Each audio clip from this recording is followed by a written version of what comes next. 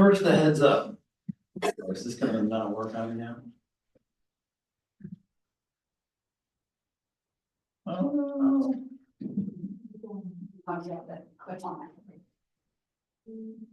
That may actually be it. Yep, there we go. Make sure that, yep, that's working, okay. Just a heads up, especially for any combat veterans that might be here this morning. This sermon includes the sights and sounds of explosions that might be startling and unsettling. So please do what you need to do to take care of yourself. My 11th grade chemistry teacher required a term project each semester, and pretty normal stuff. My proposal as a junior in high school was a detailed plan for demolishing the school building using engineered explosives. The project would include how I would make these explosives from scratch. And I added that I would need copies of the school's blueprints and that my project could someday save the school district money on demolition engineering if they ever decided to build a new high school on the same site.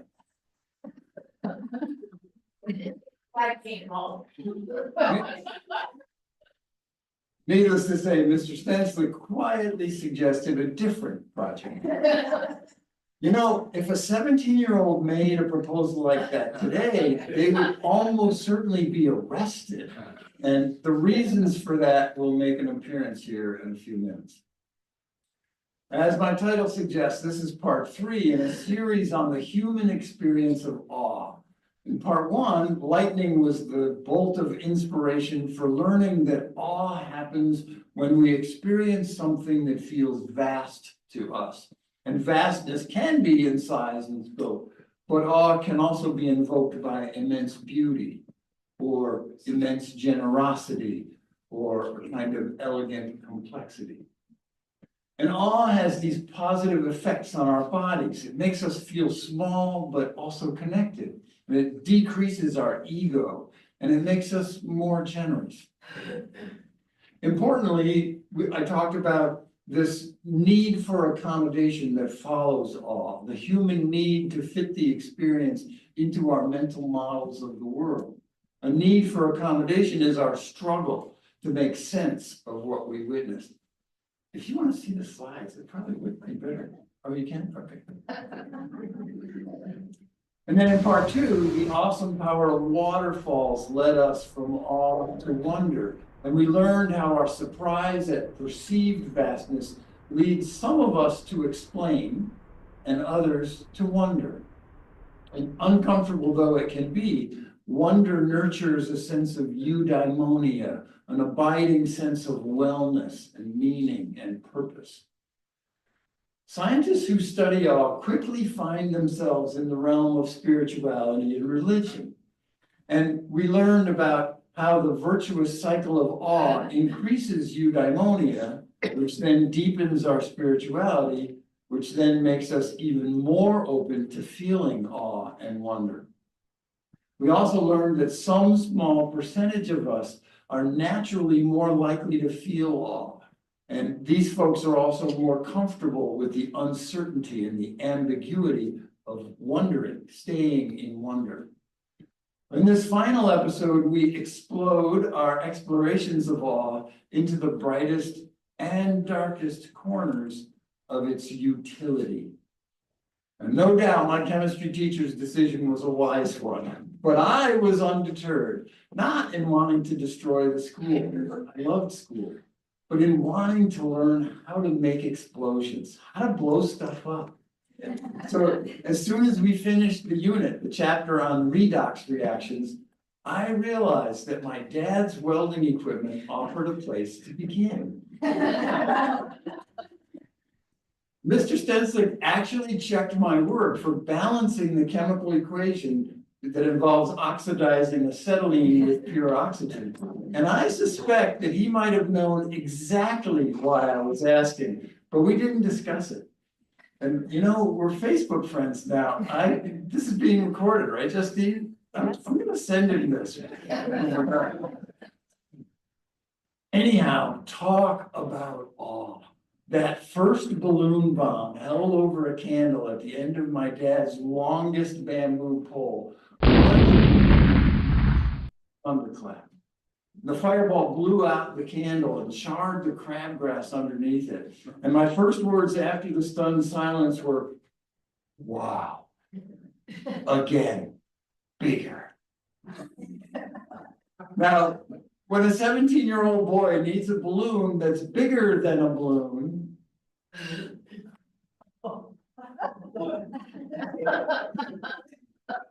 I still make condom bombs once in a while.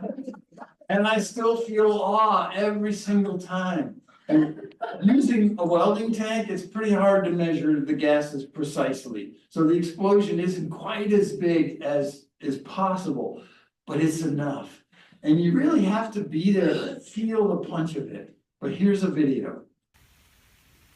The echoes give you a clue as to how loud this is.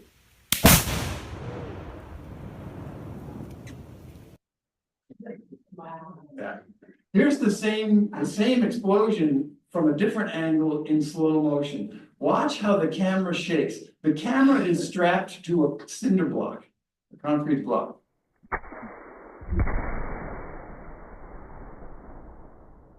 It's pretty awesome. So I was 17 and entranced with the awesome power of chemistry.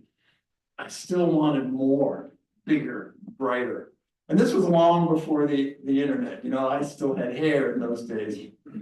But a friend gave me a one-page catalog of dry chemicals available through a mail order company in Kansas. I lived in New York at the time, called American Patriot Fireworks. And apparently they're still around. This is their Facebook page.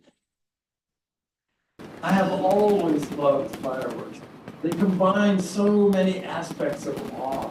The thunders, explosions, the vivid colors, the experience of being in large crowds, the streams of awe together. We're going to consider the darker side of awe in crowds. But anyway, so I called this company and they sent me an order form. So at 17, I ordered a few pounds of these chemicals, included a check from my after-school job, and I signed the form testifying that, yes, I am at least 25 years old. What's 8 years among friends? And over the next 14 years, I filled plastic film containers and pill bottles with flash powder, the same stuff photographers used to use before flash bulbs were invented. And if you pack it tight enough, flash powder makes quite a bang, much more than a condom bomb, and a blindingly bright flash to go with it, just like fireworks, the big, you know, kind of the big people fireworks. And I would use Estes model rocket igniters to set them off from a safe distance electronically using a little 9-volt battery. So for 14 years, I entertained guests and blew up rotten stumps on the family farm, scared teenagers on summer camp overnights, and augmented July 4th in style. So much awe in such small packages. And then in April 1995, an American terrorist used ammonium nitrate fertilizer soaked in diesel fuel to destroy the Oklahoma City Federal Building on a busy day, killing 168 people, 19 of them children. And that day, all the fun went out of explosions for me. I never wanted to be associated with that kind of explosion. And as you may know, the FBI started keeping a much closer eye on fertilizer, let alone fireworks-grade chemicals. So I used up all my remaining chemicals in one final gloriously big bang. It was still awesome, but my heart wasn't in it, not like before. Awe is not always awesome. The military strategy used in the US invasion of Iraq in 2003, for those old enough to remember, they called it shock and awe.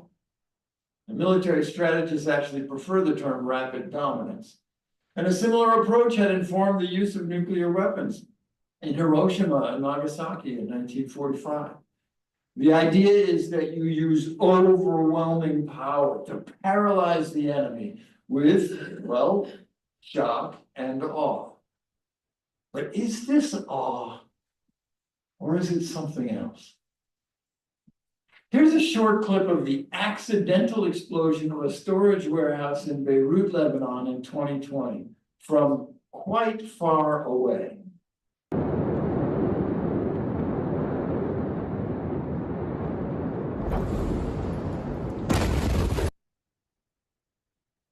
Even in slow motion, it happens so fast and it's so massive, so vast.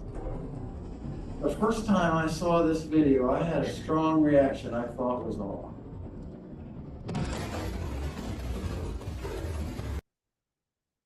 But there was no wonder that came along with that awe, just a stinking, kind of awful feeling. Just to know that such destructiveness could even exist.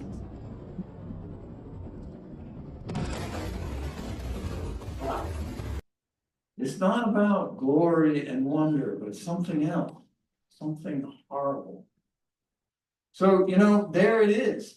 Vastness in extreme speed and destructiveness, connectedness in empathy with the poor victims who never saw it coming, and all the physical indicators of awe, including this need for accommodation, a striving to make sense of it. I guess most of us probably felt that way watching the World Trade Centers fall. But is it awe? Or is it horror? What's the difference? Researchers Pamela Taylor and Yukiko Uchida dug into that question in a 2019 study, and they concluded that awe and horror are both responses to vastness with a need for accommodation, but with opposite effects in how we do the accommodating, how we make sense of it. Awe enhances and strengthens our systems of meaning, even as it challenges those systems, whereas horror shatters our systems of meaning. And in their experiments, there was a huge difference in the flavor of the need for accommodation. Awe required subjects to accommodate what researchers call spiritual vastness, while horror requires accommodation of extremity and chaos. So expansive vastness versus destructive vastness. Now, that explosion in Beirut was an accident, not war. But I think shock and awe as the name of a military strategy is wrong and wrong-headed. There is nothing awesome about death and destruction. It's horror. It may be an effective military strategy, but it's not awe. There are school buses in this picture and ambulances. There's another dark side to awe, even when it is indeed awe that we are feeling. It's awe we feel when we belt out our favorite song at a rock concert, or chant for our city's team at the Super Bowl or the NBA Finals, or chant USA, USA at political rallies. Happened on both sides of the aisle this past election. Or lock her up, same thing. Doing anything emotionally powerful with a lot of others in a crowd, it makes us feel the vastness of our combined power and feel strongly connected with those around us. All right, turn off this thing. Where was I? Oh yeah, doing things like this connects us emotionally with a tribe, which is probably why awe evolved in the first place. Awe cements the bonds among our people so we can go into battle together, whether that's battle against other tribes or against the elements or whatever. And researchers have demonstrated that awe played a role in the Rwandan genocide and the South African. So as awe dissolves our ego and we merge into a tribal group consciousness, we become vulnerable to manipulation for good or ill. And as you know, there are plenty of people out there who would just love to manipulate us, right? Facing global crises that require global cooperation, tribalism is just about the last thing we need. So I invite you to be wary of this, whichever tribe you might find yourself in, especially if there's slogan chanting happening there. When we experience awe, many of us assume that it's some kind of trick. And when awe researchers manipulate the experiment so that subjects have less personal control, people show an even greater tendency to assume there are hidden agents pulling hidden strings. So the awesomeness of this video makes people more likely to think there might be actual hidden strings controlling this fidget spinner, especially if they already think the space program is a hoax, all faked, right?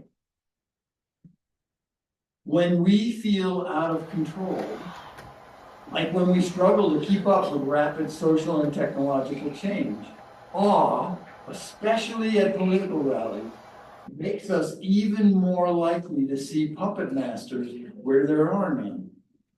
So, conspiracy theories, anyone? But awe can also help manipulate people for good. When I started, we were talking about this in the car this morning. When I started teaching high school science, I soon discovered that every class period contains at least one kid who wants to blow stuff up. Raise your hand if you had a great science teacher at some point in your education. Yeah, wow, look at all those hands. I'm gonna guess that they were great partly because they did amazing demonstrations. Is that right? Awe increases students' openness to learning as they try to make sense of events that simply do not fit in their previous understandings of the world. For example, watching a bowling ball and a feather fall at the same rate in a vacuum chamber is startling, and it reliably elicits responses like, wow, and what the, right? It invites students of all ages to reconsider how they understand weight and density, gravity and motion and air. And science teachers call demonstrations like this discrepant events because they highlight a discrepancy between students' mental models about how the world works and how the world actually works. And discrepant events use the power of awe, especially that need for accommodation part, to keep students engaged in the wonder while also highlighting whatever concept we want them to learn about it.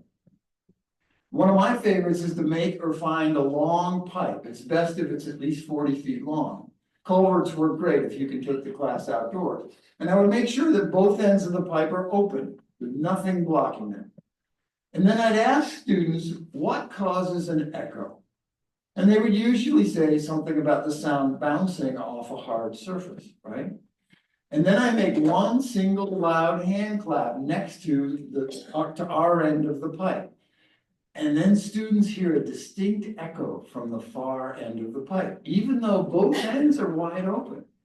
Wow, amazing and puzzling, right? It makes you wonder why, doesn't it? That's the wonder part of awe and wonder.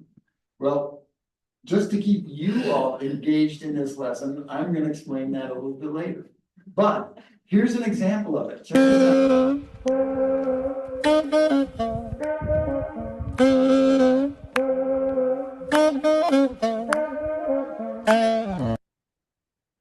So discrepant events like that are always a hit in science museums. And these days, some YouTubers are making a serious living on doing them on video. Well, homemade explosions in school are the ultimate discrepant event. And like me, some kids are going to make them anyway. So I figured I might as well make sure they do it safely and learn some chemistry along the way. Here's the same oxyacetylene explosion as the condom bombs, but in a milk jug. And I always made my students do it from scratch. 2,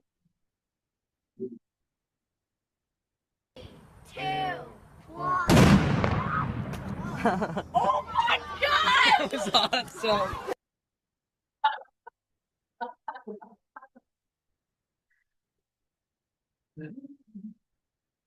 Another option is in line with teaching about states of matter. CO2 in the form of dry ice goes directly from solid to gas at room temperature. So in a soda bottle with a little bit of water, it quickly reaches the failure pressure of plastic soda bottles. Just add some dry ice. And it's essential if you decide to do this, it's really important that you watch from a safe distance. Here's what I mean.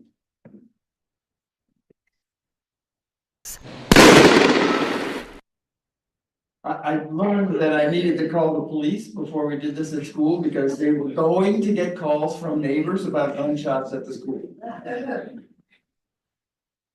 All right, I suspect that the awe-prone among you are still wondering about echoes in open-ended pipes. So here's the explanation. This happens because waves, whether they're sound waves or light or water waves, or waves in this case, like in an unbelievably long slinky, waves get reflected by a change in medium. It's intuitive to think that sounds are like bouncy balls, right? And they only bounce when they reflect off hard surfaces. But that's not true with waves. Here's another example. If you shine a laser at a piece of glass, you get two partial reflections from the glass. One as it transitions from air into the glass, and another as it goes from the glass back to the air. The wave reflects as it leaves the glass, as well as when it enters the glass. Similarly, the air inside a culvert is constrained by the walls of the culvert. And that's enough different from free air that the sound experiences the far end of the pipe as a different medium, kind of like a laser beam going from glass to air. And so the sound is partially reflected from the far end of the pipe, even if it's an open end, just like the laser leaving the glass and going back into the air. It's pretty cool. And it's an unexpected property of waves. Awe is a powerful emotion. It's intimately interwoven with spirituality and religiousness. It is closely related to horror, but you can feel the difference inside you when you experience it. Awe can be used to manipulate us for nefarious political purposes and for benevolent educational purposes. Awe offers us connection, wonder, joy, growth, transcendence, purpose, and reverence. Awe can be a basis for a rich spiritual life. I want to leave you with something beautiful. The grand finale of the fireworks we saw on Bastille Day in 2014, just above Carcassonne in southern France. We were about a half-mile away, and this was just the last minute of a fireworks show that lasted close to a half hour.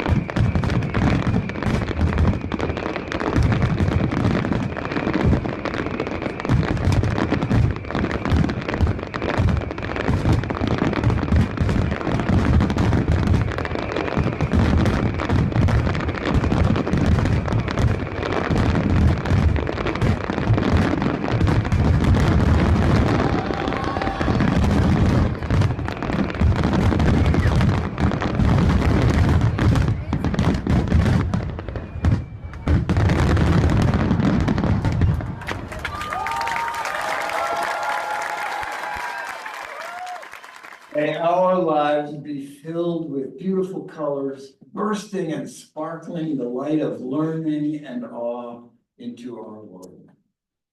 Amen.